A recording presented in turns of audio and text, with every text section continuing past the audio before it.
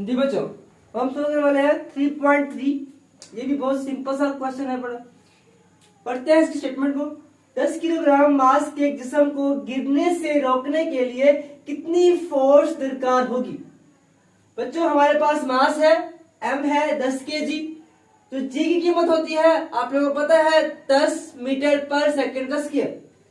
बच्चों, हमने यहाँ पे फोर्स को मालूम करना है। फॉर्मूला बनाएंगे फोर्स बटा जो होता है वेट, होता है वेट, आपका जो वजन होता है वजन फोर्स के बराबर होता है। ठीक है, मतलब वेट जो होता है वो फोर्स के बराबर होता है। जो फॉर्मूला होता है डब्ल्यू का, वेट का, वही होता है फोर्स का यार। तो force is equal to W और W is equal to M G, mass और ग्रेविटी।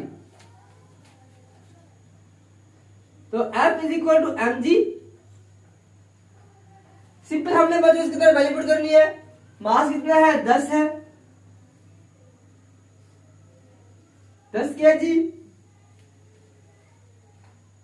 और बच्चों जो जी है वो भी 10 है, पड़ा मीटर पर सेकंड स्क्वायर।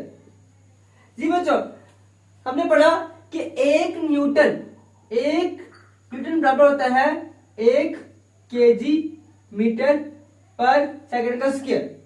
तो यहां पर तो क्या बन रहा है आपके पास, 100 kg मीटर पर सेकंड का स्क्वायर। जी बच्चों, तो ये जो kg मीटर पर सेकंड का स्क्वायर है, ये किसके बराबर है, ये बराबर है न्यूटन के। तो बच्चों यहाँ पे जो आंसर आएगा वो कितना आएगा, 100 न्यूटन।